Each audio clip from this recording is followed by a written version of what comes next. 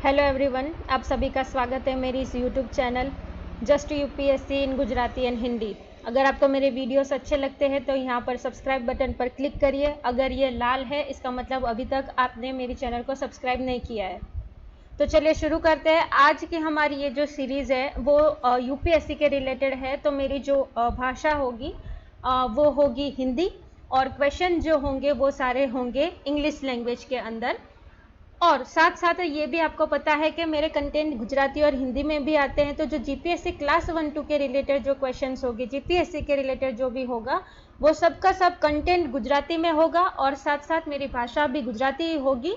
जबकि यूपीएससी के रिलेटेड जो क्वेश्चंस होंगे वो सारे कंटेंट की भाषा अंग्रेजी और क्वेश्चन की भाषा अंग्रेजी और मैं हिंदी में आपको एक्सप्लेन करूंगी। तो आज हमारा सबसे पहला क्वेश्चन राज्यसभा टीवी से है कि राज्यसभा टीवी में बहुत सारी चीज़ों का डिस्कशन भी होता है, किस तरीके से उसके थ्रू, क्योंकि यूपीएससी एस्पिरेंट्स ऑब्वियसली ऐसा प्रीफर करते हैं कि हमें राज्यसभा टीवी का डिबेट जो है वो देखना चाहिए। तो मैंने उसमें से जो इम्पोर्टेंट एस्पेक्ट्स है उसके रिलेटेड एमसीक्यू बना के रखे हैं।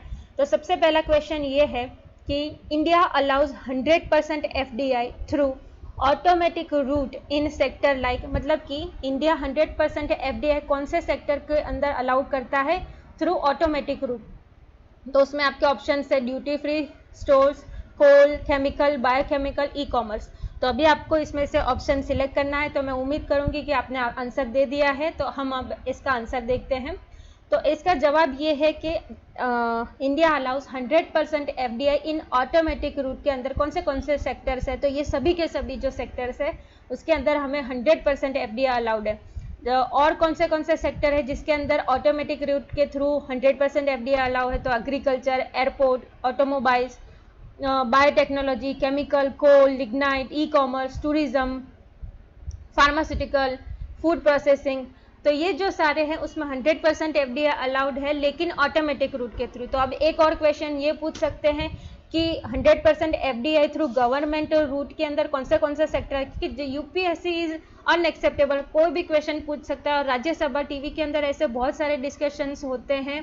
तो अब हम ये क्वेश्चन, क्योंकि आपको ऑप्शन में इसकी जगह कोर इन्वेस्टमेंट पूछ लेता या फिर सैटेलाइट पूछ लेता, प्रिंट मीडिया रख देता आगे के क्वेश्चंस के अंदर। तो आपको ये चीज़ पता होनी चाहिए कि कौन से सेक्टर जो है वो गवर्नमेंट रूट से आते हैं या फिर पार्शियल एफडीआई से आते हैं या फिर ऑटोमेटिक रूट से आते हैं। क्यों, आपको मल्टीपल ऑप्शन के अंदर एक आधा आगे पीछे करके पूछ लेंगे। तो गवर्नमेंट सेक्टर के अंदर गवर्नमेंट रूट के थ्रू जो आ सकते हैं उसमें है core investment, food product, retail trading, print media, satellite. और पार्शियल एफडीआई के अंदर आपको पता होना चाहिए बैंकिंग एंड पब्लिक सेक्टर, क्योंकि पार्शियल एफडीआई तो आपको पता होगा बैंकिंग वगैरह आता है। ठीक है, तो ये हुआ हमारा सबसे पहला क्वेश्चन राज्यसभा टीवी के अंदर। इसके रिलेटेड जो कम्युनिकेशन हुआ था उसमें जो मोस्ट इम्पोर्टेंट क्वेश्चन जो पूछे जा सकते हैं, क्योंकि देखिए प्रीलिम्स के अंदर यूपीएससी को मालूम है कि हमारे यहाँ एग्जाम देने वाले जो भी है वो सारे के सारे शहरी क्षेत्र के बच्चे भी हैं और ग्रामीण क्षेत्र के बच्चे भी एग्जाम देंगे। तो वो इतना डिटेल में भी नहीं पूछेगा, लेकिन थोड़ा बहुत हमें पता होना चाहिए। अब ये नॉर्मल है कि भाई कौन सा गवर्नमेंट सेक्टर में आता है, कौन सा पार्शियल में आता है, कौन सा ऑटोमेटिक में आता है। तो इस तरीके से आपको ट्विस्ट करके क्वेश्चन पूछ सकते हैं।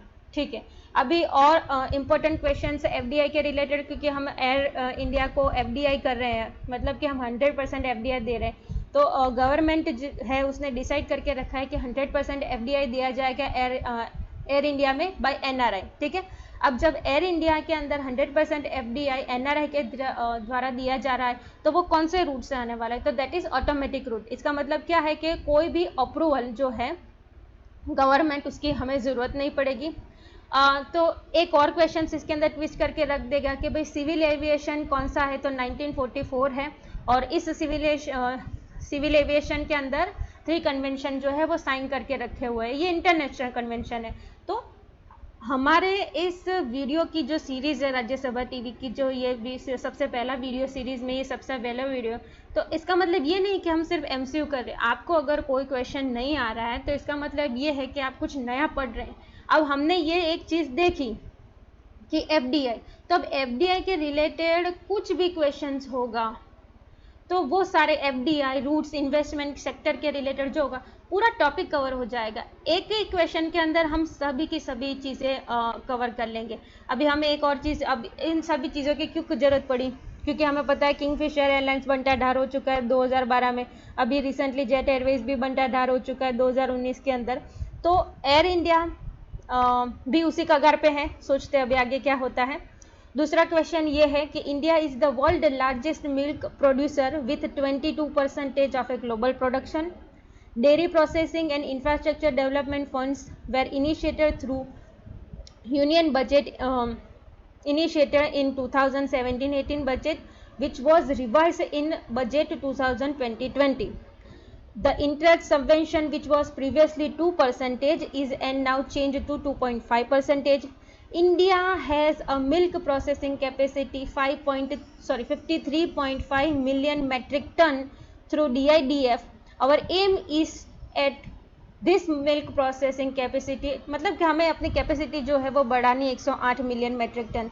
तो अब आपको इसके अंदर चेक करना है कि कौन से क्वेश्चन सही है सही नहीं है।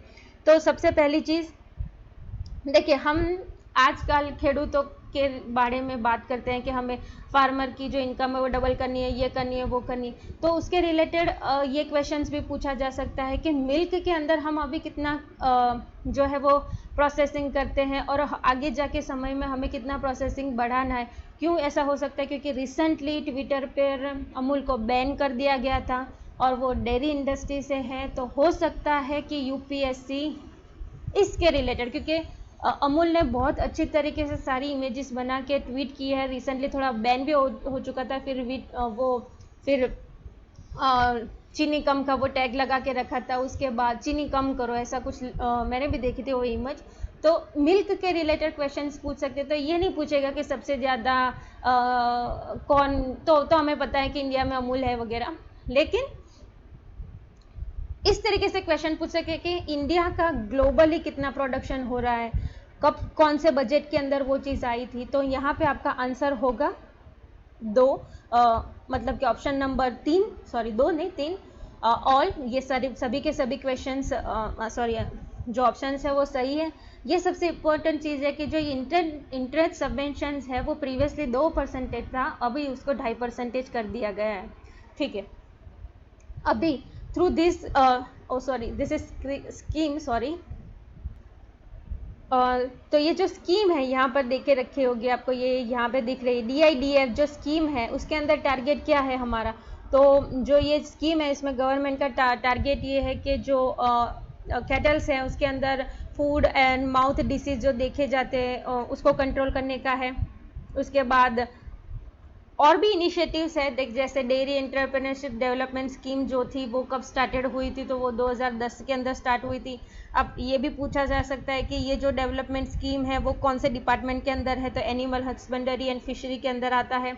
एक और इनिशिएटिव है एनिमल हस्बेंडरी डेवलपमेंट फंड, जो है वो कब इनिशिएटेड हुआ था, तो 2018 में हुआ था।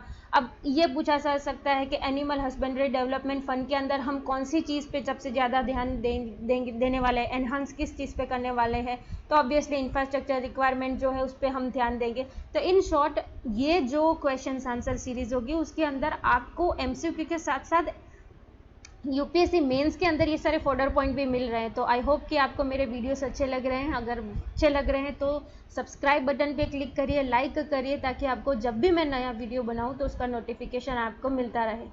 ओके, अभी आ रहा है करेक्ट मैच, जो है हमें पैर के साथ मैच करना है कि कौन सा सबसे परफेक्टली मैच करके रखा है, क्योंकि अभी रिसेंटली हमें पता है कि कंडीशन क्या है, चाइना के थ्रू, पाकिस्तान के थ्रू, नेपाल के थ्रू, तो हमें पूछा जा सकता है कि कौन सी चीज़ कौन सी कंट्री से बिलोंग करती है। तो यहाँ पे सभी के सभी जो है वो एक दूसरे से बिलोंग करते हैं। अभी आपको ये तो पता चल गया कि ये कौन से कंट्री का है, ठीक है। अभी तो आपको डिटेल में जाके चेक कर लेना है कि ये इसकी कैपेसिटी कहाँ है, कितने तक जाता है, किस तरीके से वो वर्क करता है, वो देख लीजिए थोड़ा बहुत। मैं IGLAS के थ्रू बता रही हूँ। It is a latest model for MANPAD technology. MANPAD technology मतलब man portable air defence missile system, ठीक है। आपको ये भी क्वेश्चंस पूछ ले यूपीएससी कि भाई इनमें से कौन सी चीज़ जो है वो मैनपेड टेक्नोलॉजी के थ्रू लिंक है, कौन सा इक्विपमेंट और ऑप्शन में 3-4 और दे देखे और एक ये वाला भी दे दे, ठीक है ना, IGLA ऐसे दे दे आपको, ठीक है। तो ध्यान से हर चीज़ को आपको बहुत ध्यान से चेक करना है। और सबसे इम्पोर्टेंट चीज़ जो ये है कि IGLAS जो है वो एक light weighted air defence system है, और सबसे इम्पोर्टेंट चीज़ ये ऑपरेट किया जाता है सिंगल पर्सन के द्वारा। तो अभी आपको ये बताना है कमेंट सेक्शन के अंदर कि वो कौन सी सिस्टम है सिंगल सीटर जो है वो रिसेंटली हम उसको यूज़ कर रहे हैं। बहुत ही सिंपल आंसर है, शायद आपने उसके बारे में न्यूज़ चैनल में, न्यूज़पेपर में बहुत सारी जगह पे सुना भी होगा, ठीक है। अब आता है कि the maximum speed of a missile shooter by IGLAS is around Mach 2। Change करके दे दें आपको कि भाई IGLAS के रिलेटेड कौन सी चीज़ें सही है। यहाँ पे सिंगल पर्सन की जगह 2 पर्सन कर दें, या मैक 2 की जगह 1.5 का ऑप्शन दे दें। तो depends, UPSC can ask any questions, तो ये चीज़ आपको ध्यान रखनी है। नेक्स्ट क्वेश्चंस है आर्टिलरी रेजिमेंट के रिलेटेड, क्योंकि अभी हमने देखा है कि हमारे बिहार रेजिमेंट के ऊपर अटैक हुआ और हमारे जवान जो है वो शहीद भी हो चुके हैं। तो आपको पूछा जा सकता है कि आर्टिलरी रेजिमेंट के रिलेटेड कौन से स्टेटमेंट करेक्ट है, कौन से नहीं है, और मैंने सभी का सभी इसका आंसर यहीं पे दे दिया है। तो yes, all the statement is correct. Artillery regiment found in WW1 and 2 alongside of a British troop. Regiment of artillery is the second largest arm of Indian Army.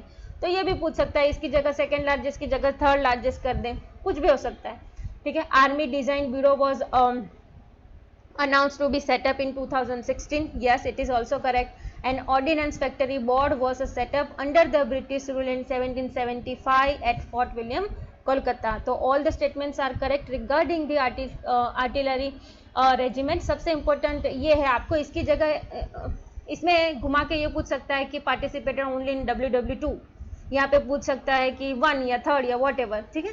तो ये दोनों क्वेश्चंस पूछे जा सकते हैं। नेक्स्ट क्वेश्चंस हैं, okay. अब आता है army design bureau and the 6 pillar of A making India, ठीक है। तो ये एक इनिशिएटिव है, इसको थोड़ा सा आपको पढ़ लेना है। इसमें देखिए, इसके रिलेटेड क्वेश्चंस ये आ सकता है कि 30-40-30 ये किस चीज़ के रिलेटेड है, ठीक है ना। जैसे 90-90-90 का है, उसी तरीके से ये 30-40-30 का रेशियो किस चीज़ के रिलेटेड है। तो यस, ये legacy weapon, current technology and state of art के रिलेटेड है। इन शॉर्ट से it is related to the weapons, right, integration of all form of weapons. उसके बाद आर्टिलरी वेपन्स के अंदर एक और क्वेश्चन ऐसा पूछा जा सकता है कि upcoming indigenous artillery weapons of India कौन से है। तो धनुष के बारे में पता है कि Dhanush is the first long range gun to be produced in India, ठीक है। तो ये थोड़ा देख लीजिए, इसके बारे में मैंने यहाँ पे लिख के रखा हुआ है। ये चीज़ सबसे इम्पोर्टेंट है, 30-40-30 का रिलेटेड क्वेश्चंस पूछा जा सकता है मेरे ख्याल से, ओके। उसके बाद आता है नेक्स्ट क्वेश्चन, और ये है Swati weapon locating radar, WLR। उसमें से आपको फाइंड आउट करने के कौन से क्वेश्चंस सही है। तो WL radar is a mobile artillery locating radar system developed indigenously in India, पूछा जा सकता है। Yes, it was inducted into Indian Army in 2017 and it was built by DRDO। पूछा जा सकता है कि इसमें से कौन से क्वेश्चंस करेक्ट है, कौन से क्वेश्चंस करेक्ट नहीं है, ठीक है। तो अब इसका आंसर ये है कि यहाँ पे क्वेश्चंस के अंदर ऑप्शन ए और ऑप्शन बी जो है वो दोनों ही सही है।